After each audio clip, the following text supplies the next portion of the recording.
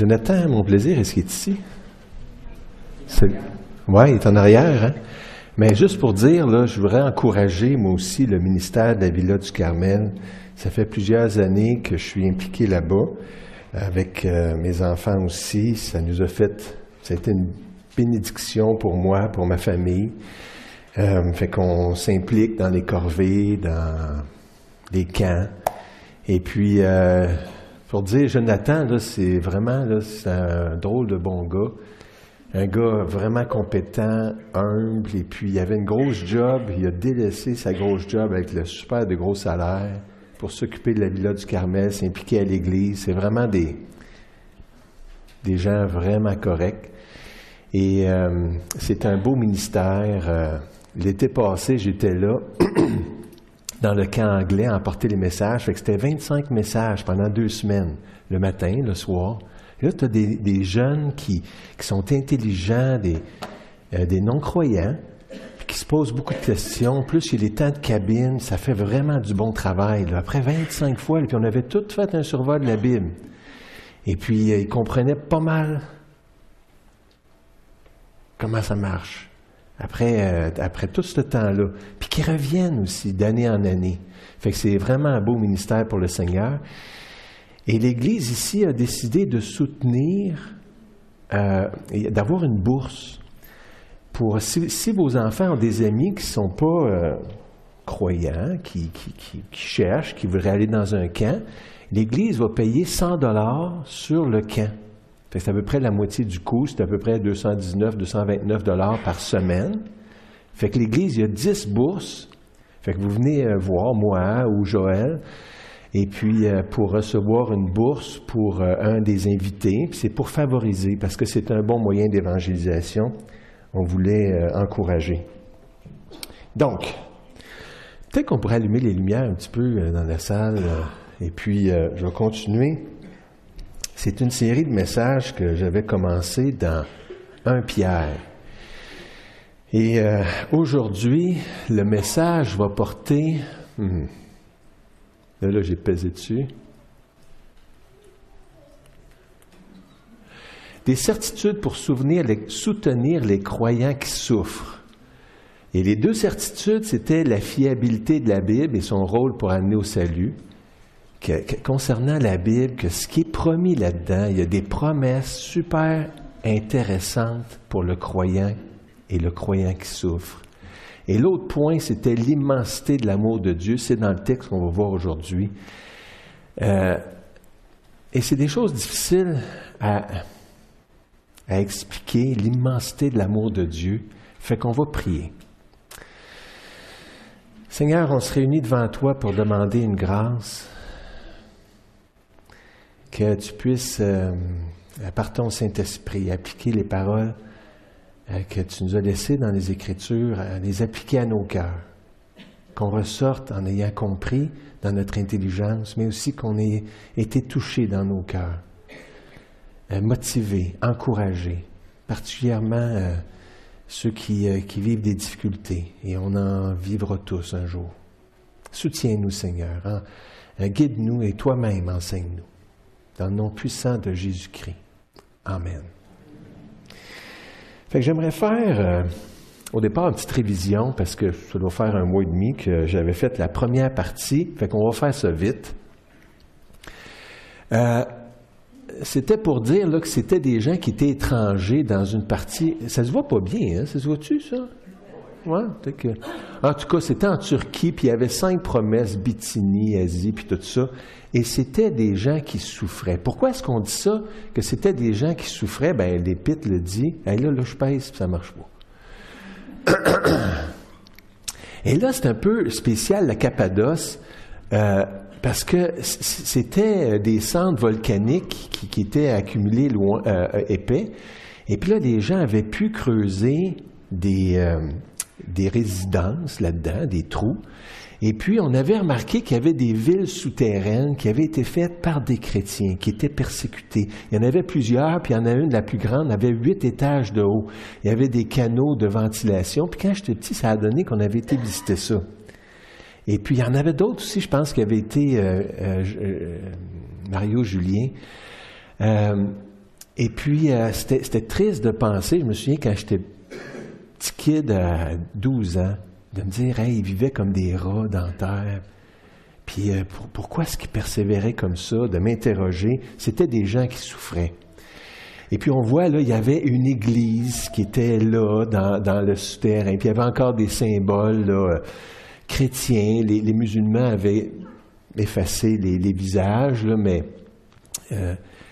la grosse porte là, qui roulait quand il y avait des attaques, là, une grosse affaire ça, d'épée là, qui roulait pour bloquer les entrées et pour se protéger. Et là, Pierre leur écrit, puis il lui dit certaines choses là, qui ont été choisies, qui ont été conduites. Et ça l'encourageait.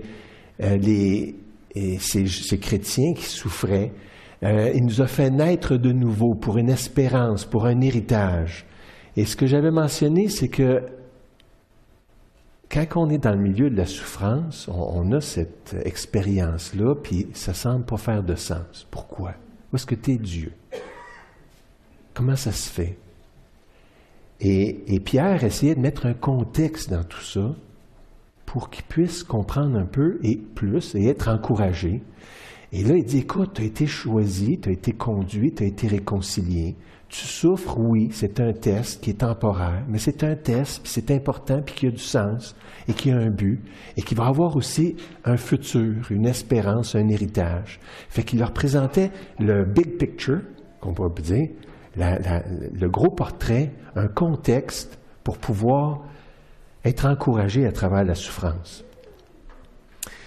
Et puis, donc, il disait, c'est ce qui fait votre joie, même si maintenant, puisqu'il le faut, il y avait une nécessité, il y avait une intention que Dieu avait derrière ces épreuves-là.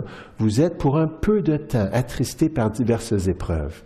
Donc, c'est un peu la révision qu'on avait vue. Et puis, ça se terminait le texte là, que quand il saisissait ces vérités-là par la foi, il était encouragé. Quand il disait, c'est vrai, ce que j'ai vécu dans mon cœur, les changements, ma conversion, Jésus qui est mort pour moi, c'est vrai. Et là, il y avait une joie indescriptible et glorieuse. C'est un peu comme l'entrepreneur, tu sais, il passe à business, il ne sait pas, mais il a la foi. Il a la foi qu'il espère, tu sais, ça va marcher ma business, puis je vais me faire de l'argent. Mais il faut cet espoir-là. Le soldat aussi, s'il sait qu'il va mourir, puis que son armée va perdre, ben, à quoi ça sert? C'est bien de se sauver. Mais il est encouragé. Non, allez, on va pour nos familles, pour notre peuple, puis tout ça. Et puis il se force fort parce qu'il y a un espoir. Et c'est ça qui fait la différence. Et ces gens-là, donc, avaient cet espoir-là. Donc, il y avait aussi une joie qui en découlait. Écoute, ça ne sera pas long. Puis ils peuvent détruire mon corps, mais ils ne peuvent pas détruire mon espoir. Puis pas mon âme non plus. Puis le Seigneur est présent, puis il m'aime. Puis il y avait un espoir. Fait qu'on va continuer dans le texte. Et puis une chose aussi qui peut nous encourager, c'est que Jésus avait déjà annoncé qu'il y aurait des épreuves. Souvenez-vous de la parole que je vous ai dite. Je vous l'avais déjà dit. Je la répète. Le serviteur n'est pas plus grand que son maître. S'ils m'ont persécuté, ils vous persécuteront aussi. Ça va venir. Il va y avoir des épreuves. Je vous ai dit ces choses afin que vous ayez la paix. Vous aurez des tribulations dans le monde. Oui, il va y avoir des épreuves. Et on va continuer donc dans notre texte ici, qui est dans 1 Pierre 1, 10 à 25. On n'aura pas le temps de tout le couvrir. Dans le fond, on va arrêter au verset 21, mais on va en faire un petit bout. Et puis, sans se stresser, je pense que Dieu a des choses à nous dire, puis on vit peut-être pas des grandes épreuves maintenant, mais tôt ou tard, ça vient. Hein. Tu sais, comme quand on pense vieillir, c'est une épreuve. Tu sais. Tout va nous être enlevé. La santé, l'énergie, la mémoire, la force, puis finalement la vie. Fait Fait qu'on en aura de tous des épreuves, mais il y a un espoir, c'est ça. Et comment comprendre cet espoir-là? Puis c'est maintenant, à froid, qu'on peut y réfléchir pour qu'un jour, devant l'épreuve, qu'on puisse résister. Et ce que je vous propose, c'est qu'on lise le texte, qu'on essaie de s'imprégner du texte, puis qui nous parle. Comme je disais avant, là, c'est facile des fois de parler de la souffrance, surtout aux autres.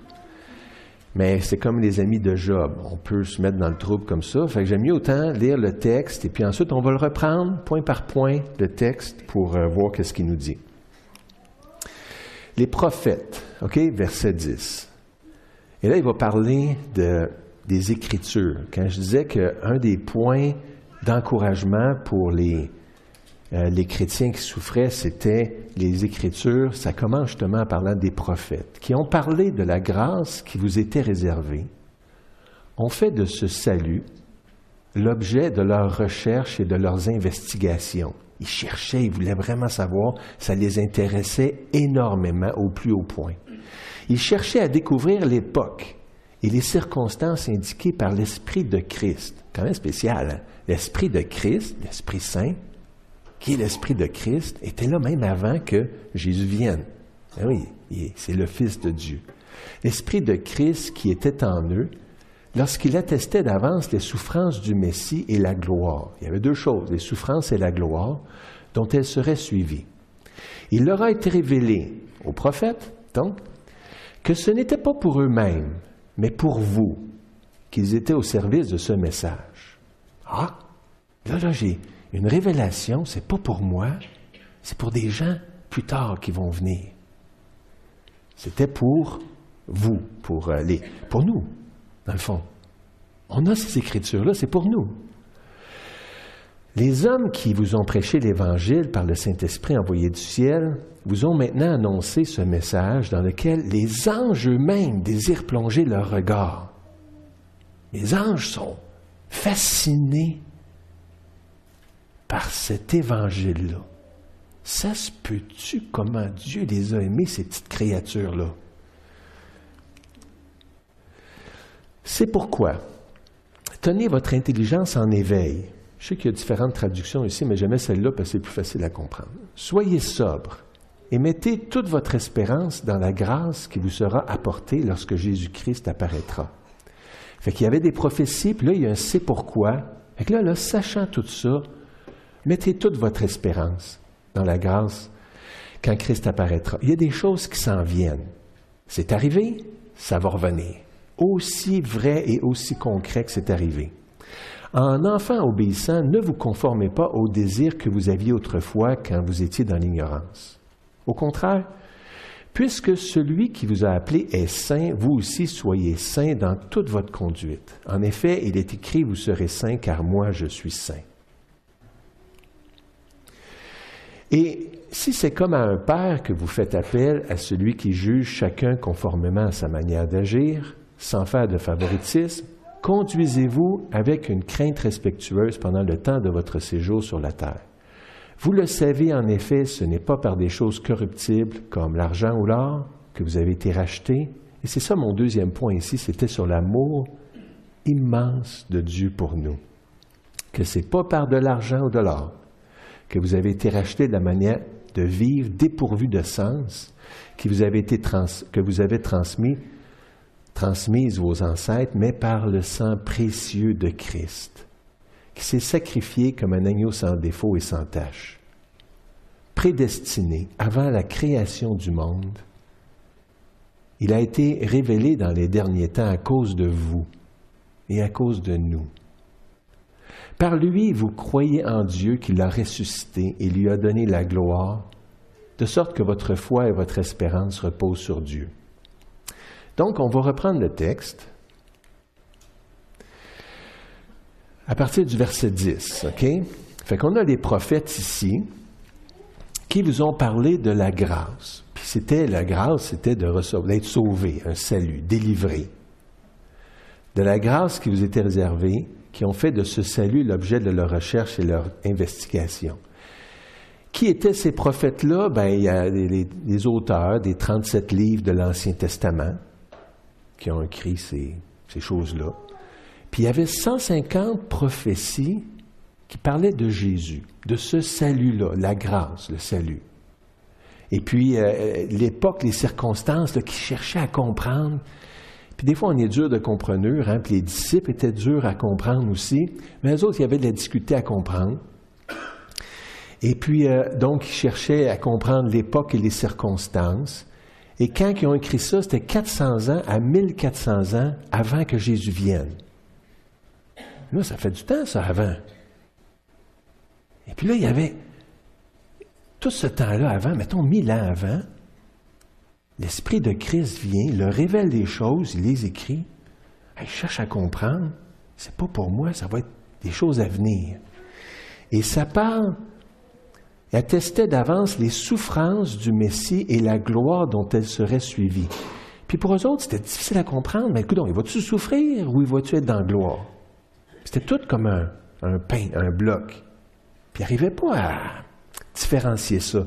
Je trouvais ça utile. Quelqu'un avait fait un petit... je l'ai refait ici, là, mais mettons les prophètes, OK, d'avant, là.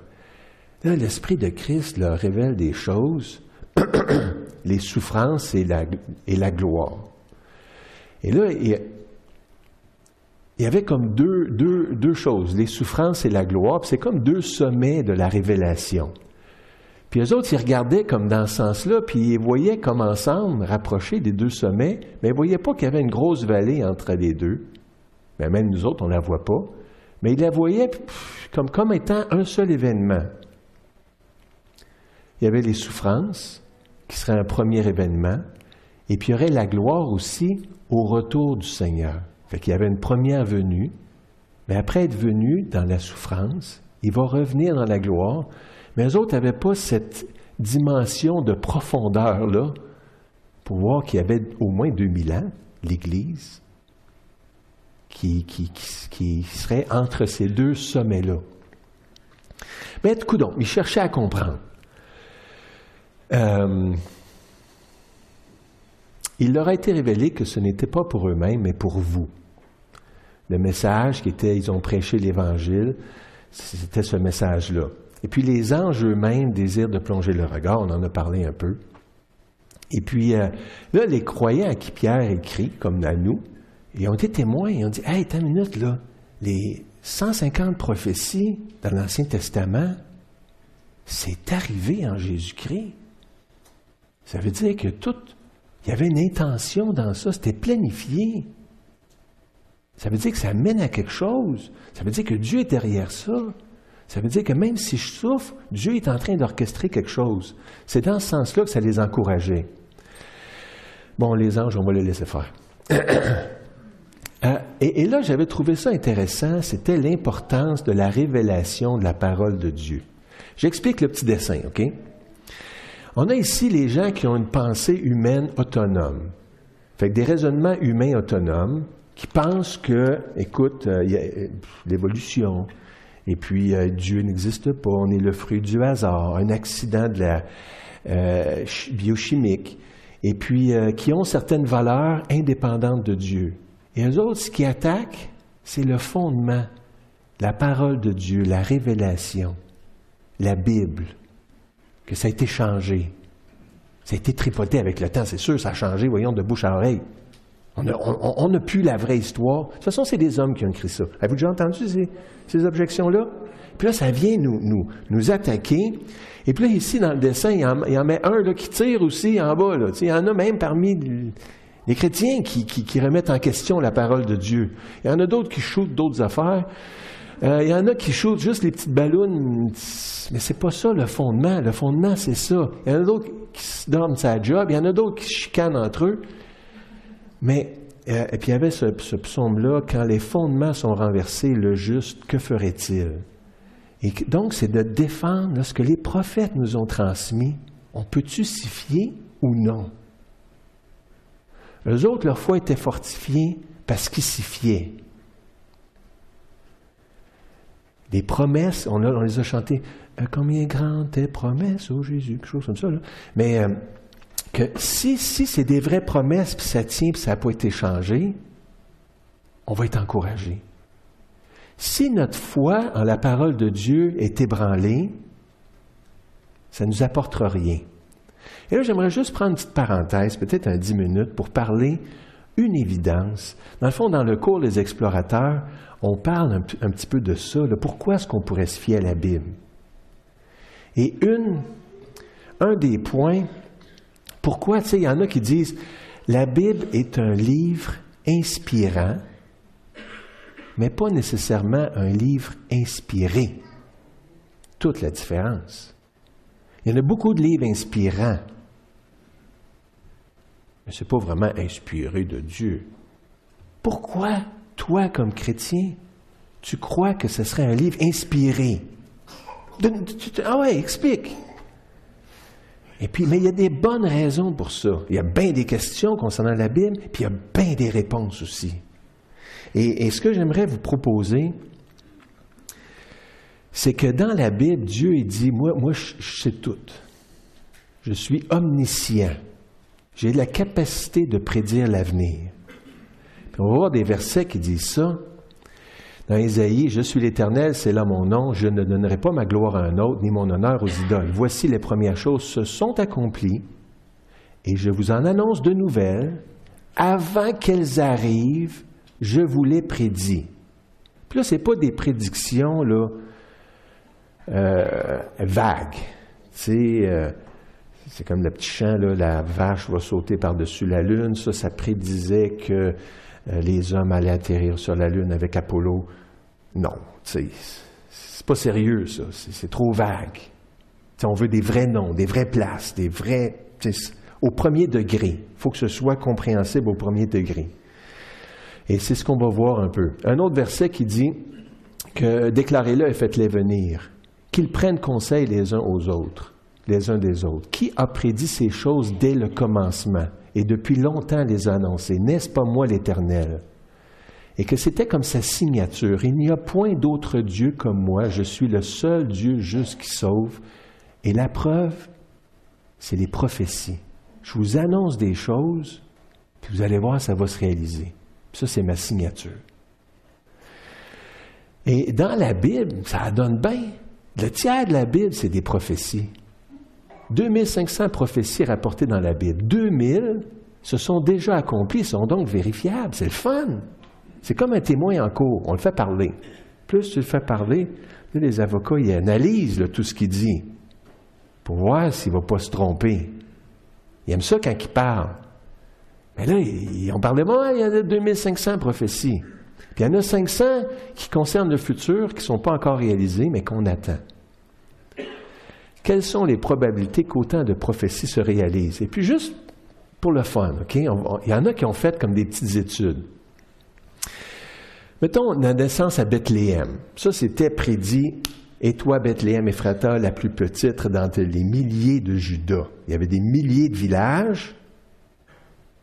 Puis il y avait 12 tribus, 11 territoires. Fait que là, il a dit, mettons 1 sur 2400.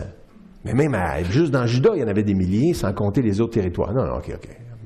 Exagérons pas. 1 sur 2400 qui a pu prédire 800 ans d'avance le bon village. Bethléem, c'était clair.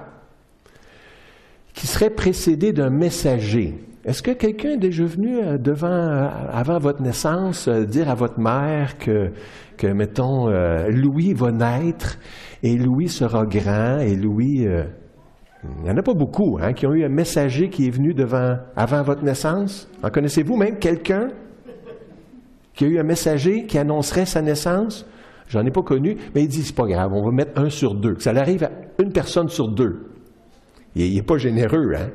Il est bien safe, le gars, là, c'était Grant Jeffrey, qui parlait de la signature de Dieu, c'est ça son livre. L'entrée triomphale de Jésus à Jérusalem sur un anon. Ça arrive-tu souvent que quelqu'un rentre, une entrée triomphale, puis que les gens l'acclament? Hosanna, béni soit celui qui vient au nom du Seigneur. Ça n'arrive pas souvent. Mais il va dire, mettons que ça arrive une fois sur 50. Pas grave. Trahi par un ami là, pour être mis à mort, là, bon, ça arrive, hein, qu'un ami va nous trahir puis qu'on soit mis à mort, mais en connaissez-vous beaucoup, vous autres? On va dire que ça arrive à 1 sur 10. C'est généreux, hein? Les mains et les pieds percés. Que En connaissez-vous qui meurt de même? Il dit, mettons que ça arrive à 1 sur 100. Dans le fond, ça arrive à bien moins que ça, on le sait. Mais il dit, pas grave, pas grave, pas grave. 1 sur 100. Puis là, il continue, vendu pour 30 pièces d'argent, craché, acheté un champ avec l'argent de sa trahison. Puis il en a juste pris 17, OK? Que son corps ne verrait pas la corruption. Ça, c'est son plus fort, là, parce que ça arrive pas souvent que quelqu'un meurt puis qu'il ne voit pas la corruption. Peut-être Walt Disney, c'est parce qu'il était gelé dur, là, mais il a mis, mettons, 1 sur 10 000. Je pense que ça arrive bien moins souvent que ça, là. Mais il arrive, là, comme 4,8 fois 10 à la moins 31. Ça, c'est 31,0. Là, tu te dis, c'est juste 17 prophéties.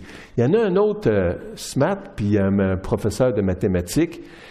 Lui, il en avait pris 48 prophéties, puis il arrivait à 1 fois 10 à la moins 157. Savez-vous combien il y a d'atomes dans l'univers? Pas d'étoiles, là. Pas de galaxies, pas de grains de sable, d'atomes. Dans un grain de sable, il y a ben des atomes. Puis dans l'univers, il y a ben des grains de sable, hein? Mais c'est 1 fois 10 à la 82. Mais là il est rendu là, comme 2 fois moins probable. C'est comme... Puis il y en a juste 48 sur les 2500 prophéties. 2000 qui se sont réalisées. Puis là, c'est de dire, non. Il y a quelqu'un qui savait l'histoire, s'est arrangé avec le gars des vues. Dieu était derrière, quelqu'un connaissait l'histoire et a orchestré ça. Ça se peut pas. Et ça, c'est quelque chose qui peut nous encourager. Oui, la Bible est inspirée de Dieu et non pas simplement inspirante. La Bible est la révélation de Dieu. Et je peux y mettre ma foi. Donc, les promesses m'encouragent. Parce qu'il en reste combien de prophéties à se réaliser? 500. Et si elles se sont réalisées, les 2000, de façon concrète et littérale, les 500, est-ce qu'elles vont être seulement symboliques? Elles vont être concrètes et littérales. Le Jésus qui est venu en chair, en os, pour être notre sauveur, il va revenir en chair, en os, pour nous délivrer. Et ça les encourageait.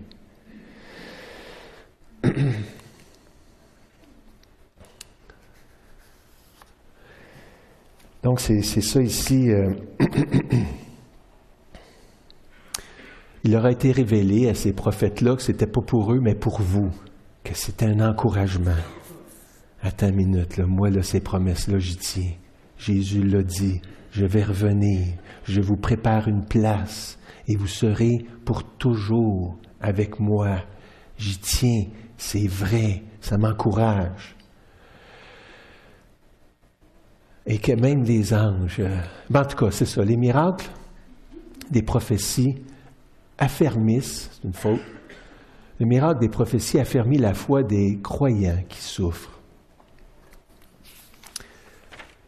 On continue. Il dit, c'est pourquoi, là, sachant ça, on souffre, c'est vrai.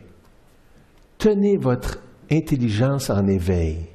Ça, c'est dans Louis II, ça dit saignez les reins de votre entendement. C'est un petit peu dur à comprendre, là, mais ça veut dire comme paniquez pas. Perdez pas votre sang-froid. Soyez pas dans la confusion. Pourquoi est-ce que ça m'arrive? Est-ce que Dieu voit ça? Non, il voit tout. Il y a un but là-dedans. Soyez pas distraits devant la persécution. Donc, tenez votre intelligence en éveil. Hey là, pensez-y. Il y a tout un contexte. Il y avait des prophéties. Oui, ça va mal, mais ça ne sera pas pour tout le temps. La vie est courte, mais l'éternité est longue. Moi, je l'attends. Et soyez sobre, qui n'est pas déstabilisé par les émotions, qui est posé, qui est stable. La Bible l'a dit. C'est pour ça que c'est important de lire la Bible, d'y faire confiance. C'est une vraie nourriture. Mais malheureusement, des fois, on est des affamés, on est des mal nourris. On nourrit mieux notre corps qu'on nourrit notre esprit. Il faut régulièrement À tous les jours, lire. C'est difficile, peut-être en écoutant des messages, mais c'est notre... Il y a des bibles audio, j'en ai là, sur mon téléphone, une bible audio, une couple de versions. Puis des fois, en conduisant, j'ai une petite affaire dans l'oreille, là, puis j'écoute la Bible. Puis, veut pas. Des fois, on dit, mais moi, ma mémoire, elle retient rien. C'est comme un panier percé. Puis quelqu'un avait dit, mais le panier percé là, que tu mets souvent dans la fontaine, là, ben, au moins, il est propre. Il ne reste pas grand eau dedans, mais il est propre. Il est là, ta Bible. Ça va nettoyer. Hey, j'ai amené aussi des Nouveaux Testaments ici. S'il y en a qui n'en ont pas, il y en a des Nouveaux Testaments. Puis je pense à la table des traités, là aussi, il y en a des Nouveaux Testaments. On les donne, c'est juste pour encourager les gens à lire, de s'approprier de ces promesses-là. Et mettrez votre espérance dans la grâce qui vous sera apportée lorsque Jésus-Christ apparaîtra. Est-ce que ça vaut quelque chose pour toi, pour moi, que Jésus-Christ va apparaître? Puis ça va être vrai, lui, il l'attendait. Mais, c'est pas pour juger, là, mais c'est juste pour trouver une consolation là-dedans. Il va apparaître. On avance. En enfant obéissant, ne vous conformez pas aux désirs que vous aviez autrefois quand vous étiez dans l'ignorance. J'entends comme des athées, des incroyants, tu sais, des enfants obéissants. C'est ça, c'est juste des peurs qu'ils font faire, là. C'est juste pour les garder contrôlés. Hey, obéissez là, aux autorités. Puis, avez-vous déjà entendu ça? Tu sais, la Bible, là, c'est juste un moyen de contrôle de la population. Ils leur font des peurs, ils leur imaginent des affaires, là, puis là, comme ça, la population va obéir. Vous l'avez entendu? Et puis, mais dans le fond, il dit le contraire. Écoute, tu sais que ces choses-là viennent, obéis. Tu sais, tout à l'heure, j'avais le petit graphique là où est-ce qu'il... l'ennemi, Satan, attaquait les fondements des Écritures. Mais aussi, Satan, il va attaquer notre position morale. Soyez obéissants. J'avais lu comme des missionnaires dans des pays musulmans. Puis là, il y avait comme des mensonges qui tournaient autour d'eux. « Ah, savais-tu, tu sais, le missionnaire là-bas, là, tu sais, sa femme, elle s'habille comme une prostituée, regarde.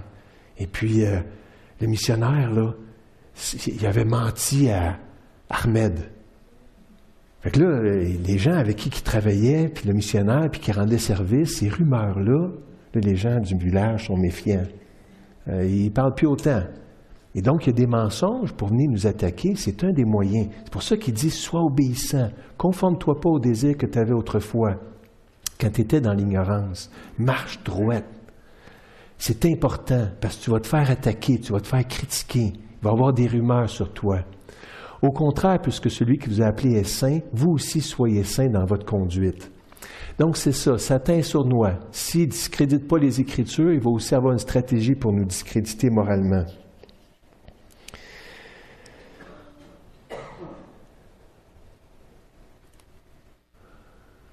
L'obéissance, ce n'est pas un moyen de contrôle, mais qui nous libère.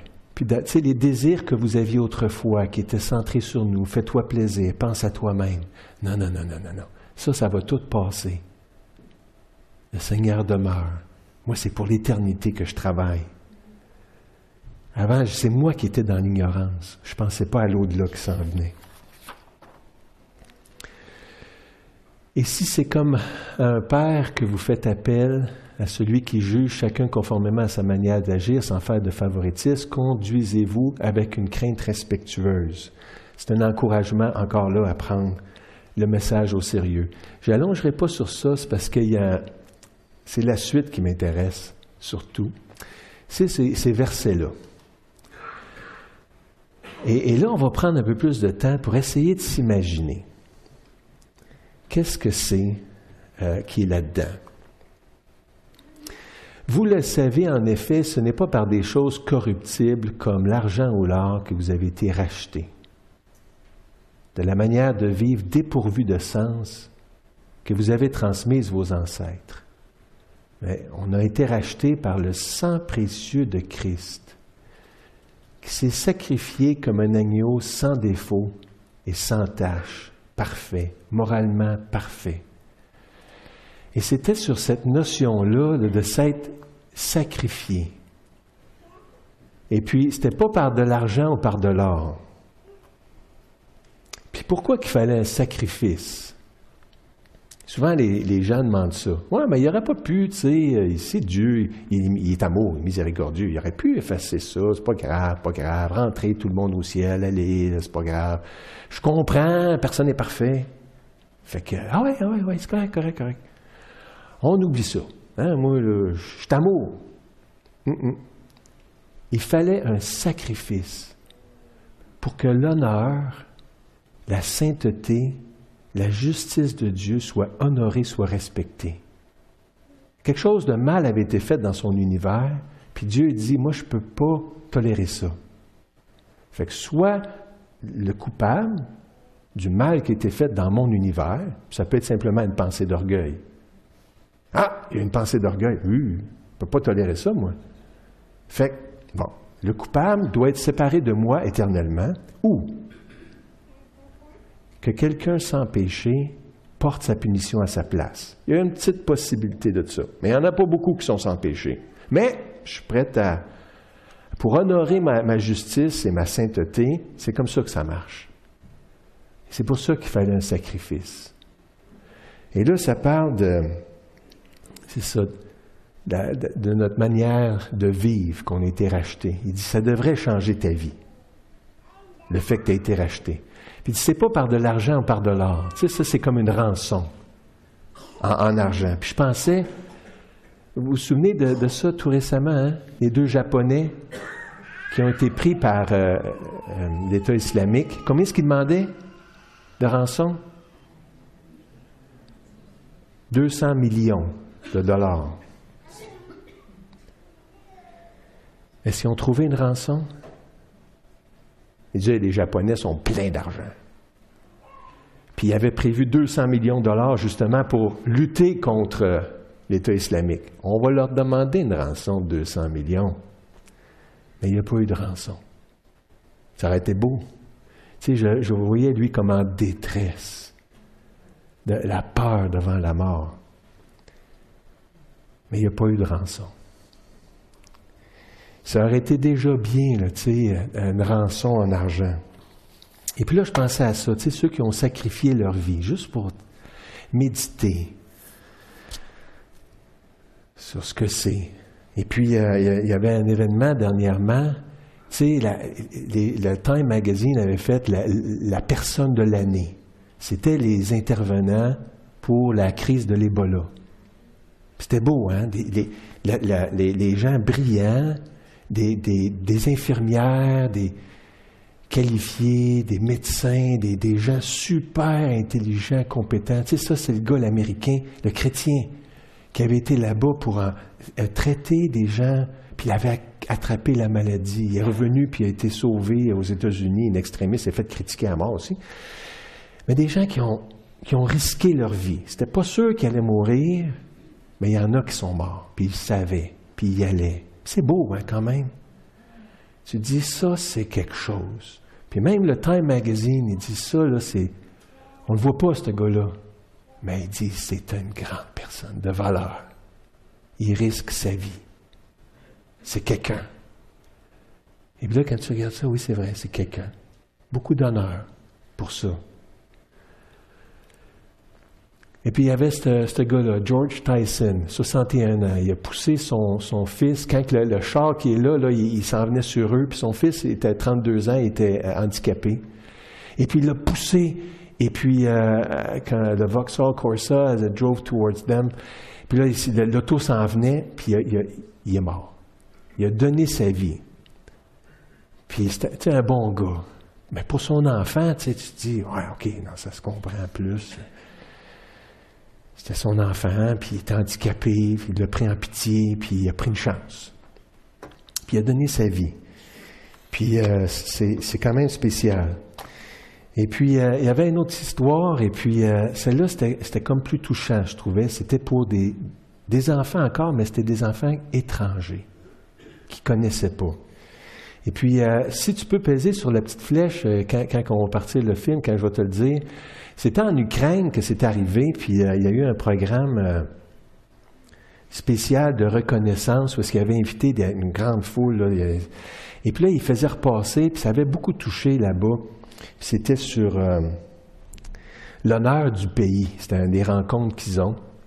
Et puis, c'était un homme de 24 ans qui avait sauvé 2 enfants, puis ils ont fait une petite remise en scène de la situation, mais juste de s'imprégner un peu de cette réalité-là. Le matin, il est parti, là, vous ne le verrez pas, ça a été coupé, là, c'est la fête à sa mère. Il a souhaité bonne fête. Puis un Moses de bon gars, s'en va travailler. Et puis là, il y avait 2 petits-enfants sur le bord de la route qui attendaient l'autobus. Puis là, il a vu comme un chauffeur fou là, qui s'en venait. Puis là, il est parti à courir, puis il a poussé les 2 enfants. Puis là après ça, là, ça passait en cours. Là, il y avait tout le nombre d'os qui avaient pété, de cassé, là, qui avaient pris le choc pour eux autres. Les 2 enfants ont survécu. Fais-les donc partir, s'il te plaît. Ça, c'est le char quand il part. Là, on le voit courir. Lui, c'est le gars, ici, Pacha. Ça, c'est les 2 enfants qui attendent l'autobus.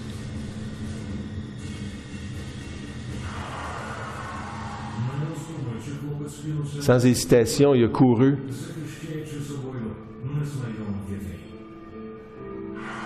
Puis il les a poussés, puis il a pris le choc.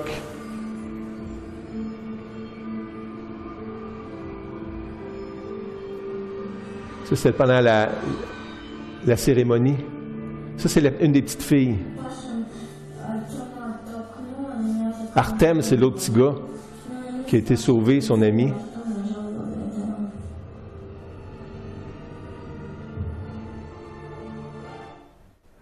Juste de penser, tu sais, il a donné sa vie. Puis là, tu dis, ouais, mais c'était pour des enfants, tu sais, ça valait la peine. C'est beau, c'est merveilleux. On peut les baisser un petit peu les spots, parce qu'il y en a d'autres petites vidéos. C'est une autre histoire. Celle-là, je la trouvais spéciale, touchante. C'était, je ne sais pas si vous vous souvenez, c'était en 82, il y a un avion à Washington, la ville de Washington, puis il y avait de la neige trop dessus, c'était tempête, et puis il s'est écrasé dans la rivière Potomac. Puis là, les gens, ils finissaient de travailler, puis là, c'était sous leurs yeux, puis il y avait un journaliste de la NBC qui avait tout filmé. Puis il voyait là, le sauvetage qui se passait. On peut le faire jouer. Il y en a un ici qui va comme risquer sa vie. Là, ça faisait... Attends une minute. Ouais. Arrête de donc, ouais. Là, dans l'eau est à 1 degré Celsius. Tu survis 30 minutes. Ça fait 20 minutes qu'ils sont en l'eau. Puis là, l'hélicoptère arrive. Il y a 6 survivants, une quarantaine là, qui sont dans le fond.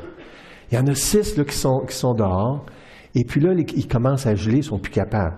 Et puis il y en a, il avait les 5 doigts cassés, un bras, une jambe. Là, ils sont tous là, à l'état de choc. Puis le fuel là, qui est là dans l'eau, le fuel de l'avion, il décollait.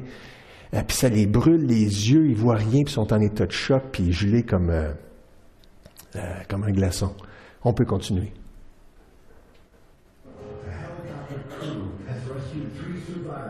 Fait que là, il y en a 3 qui sont sauvés. Puis il en reste 3 dans l'eau.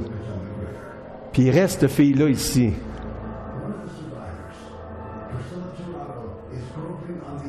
Help, help! Qu'elle crie. Elle ne voit plus rien, elle est en état de choc. La bouée est là, elle essaie de le prendre.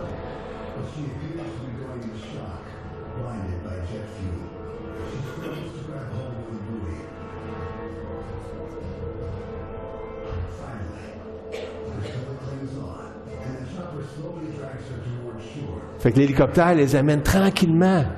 Mais là, elle n'est plus capable. Et puis là, lui, il regarde. Il dit, non, elle ne sera pas capable. Elle ne sera vraiment pas capable. Ça, c'est une autre personne vivante qui est en détresse. Puis ça a été plus fort que moi. Puis là, il saute à l'eau ici. Puis il va la chercher. Là, elle est dans l'eau, là. Il dit, c'est pas vrai, tabarnouche. C'est comme un film d'horreur, là, où est-ce que la personne s'enfonce dans la baignoire, là. Là, il essaie de nager, puis la sortie, il y a un pompier qui était attaché, qui a été la chercher, puis lui est sorti. Puis là, il en restait une. Dans le fond, il en restait deux. Puis là, les ambulances. Là, c'était elle. Je vous avais coupé, là, mais elle avait tombé, elle aussi. Elle n'était plus capable. Là, ils descendent presque dans l'eau.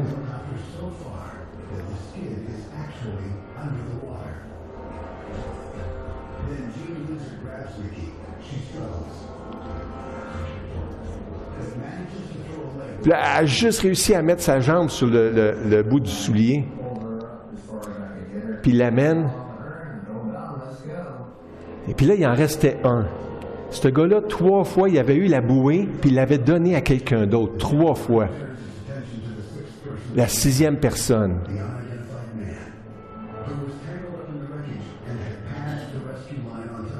3 fois qu'il avait donné la bouée.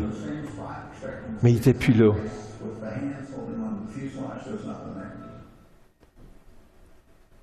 Puis là, les gens, ils écrivaient là, des nouvelles. Il dit, il devait bien le savoir, là, la 2e fois là, qu'il est en train de crever, là, puis qu'il ne serait plus là. Puis, il était comme lui derrière le fuselage. On va voir un autre reportage aussi qui avait été fait. Mais il ne voyait même pas, il ne savait même pas à qui donnait la bouée. Puis là, il dit, après la 2e fois, il devait le savoir. Il y a des meilleurs amis qui ne feraient même pas ça pour leur meilleur ami. Qu'est-ce qu'il y avait, ce gars-là? Il dit, c'est comme la vérité là, dans le fond du Potomac. Hein. C'est qui, ce gars-là? Et puis, on va juste aller voir ici, si tu veux le partir.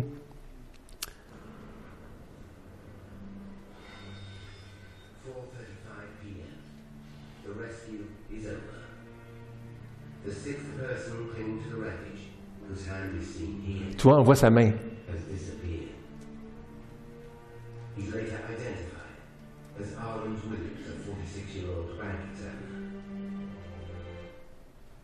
Là, tu te dis, là, ça fait réfléchir. Là, il a vraiment donné sa vie pour des inconnus. Il avait la bouée, puis il l'a passée à quelqu'un d'autre. 3 fois. Là, tu te dis, wow, c'est profond. Puis là, en lisant les témoignages de non-chrétiens, qui s'étonnaient, qui s'émerveillaient, puis c'est quoi cette psychique-là qui accepte de faire ça?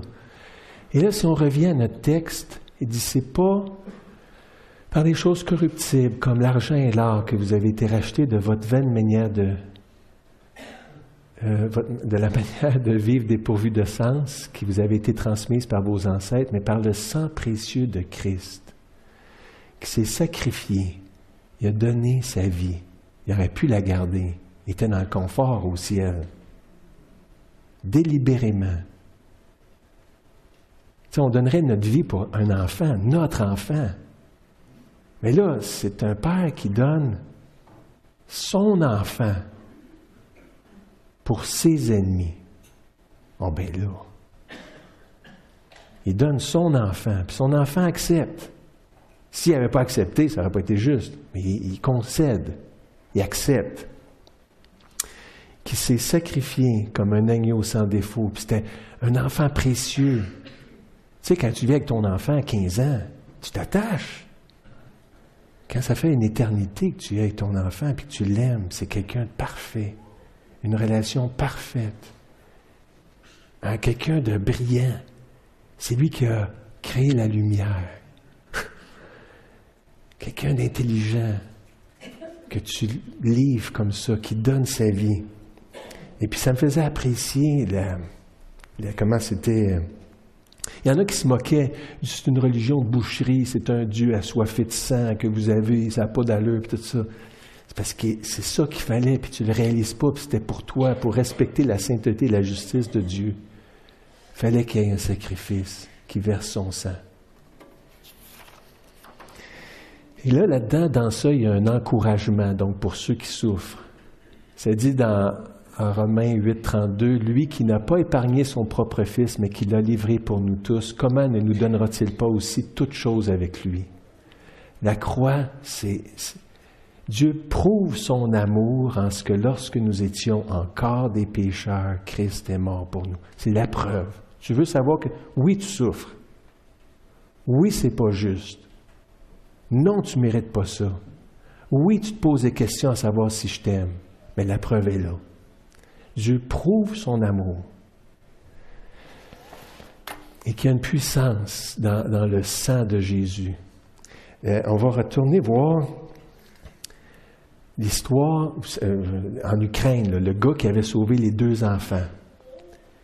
Mais à cause de ce sacrifice-là, il y a eu des liens incroyables qui se sont développés entre la mère du gars de 24 ans et les 2 enfants.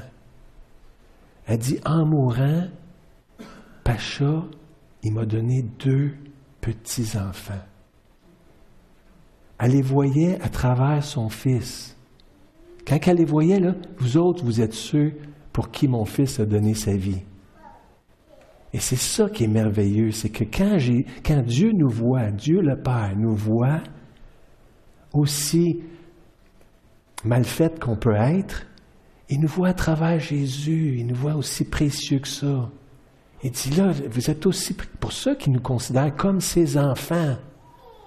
Et c'est ça qui est, j'essaie de le dire, mais ça, que le Saint-Esprit applique ces vérités-là. Mais regardons ici.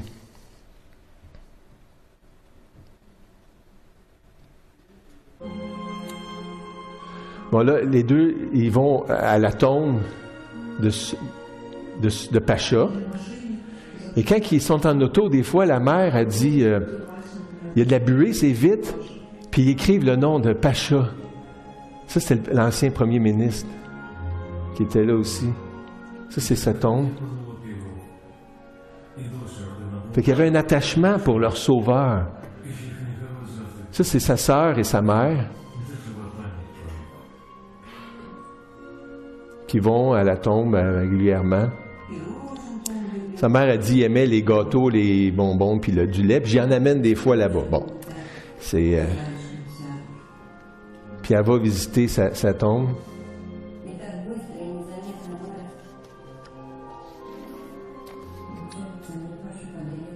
Il m'a donné 2 petits-enfants.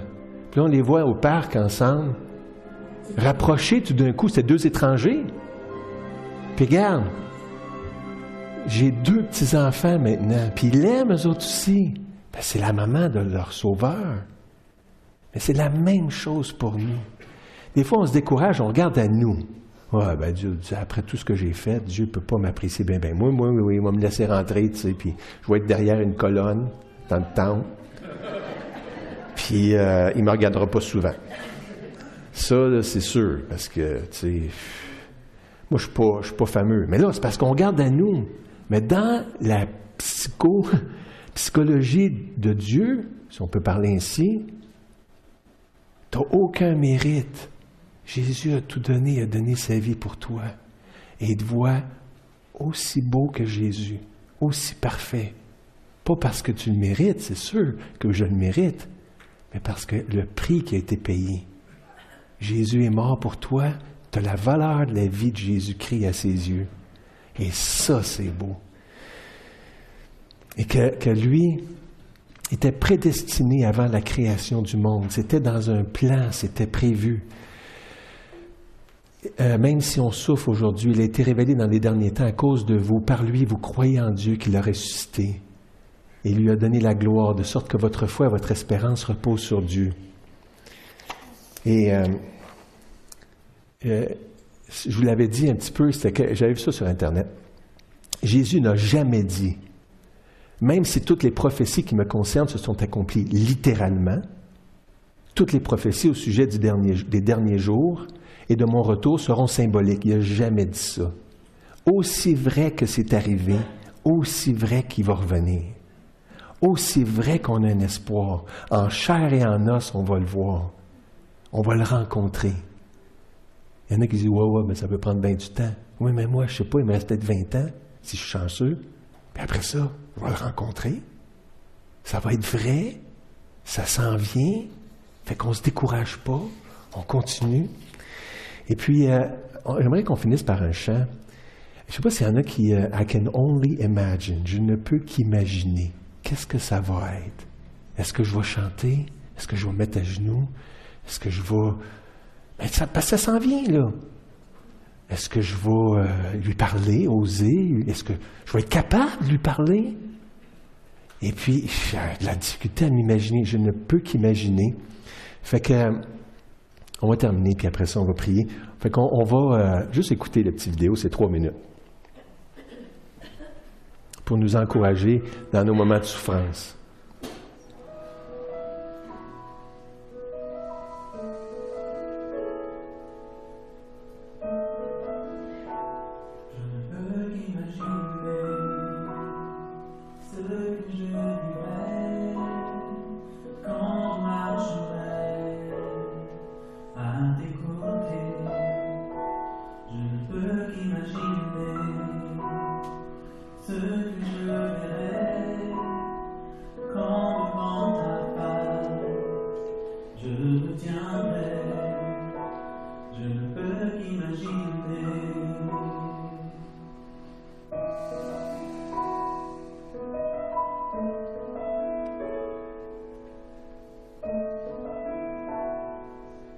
Entouré de ta splendeur, que ressentira mon cœur, le désir de danser, de te contempler, le désir de m'idée, la forme avancée, de chanter, Alléluia, dans le silence adoré, je ne peux qu'imaginer. Je ne peux qu'imaginer. Je ne peux qu'imaginer quand viendra ce jour où je me tiendrai revêtu du Christ. Je ne peux qu'imaginer quand je passerai l'éternité à te louer, je ne peux qu'imaginer.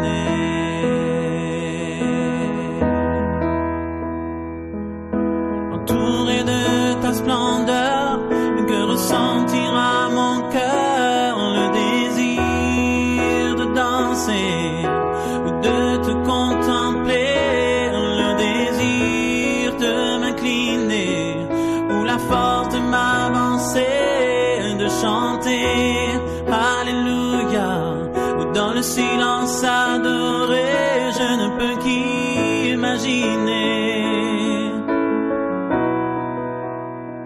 Je ne peux qu'imaginer. Je ne peux qu'imaginer. Je ne peux qu'imaginer.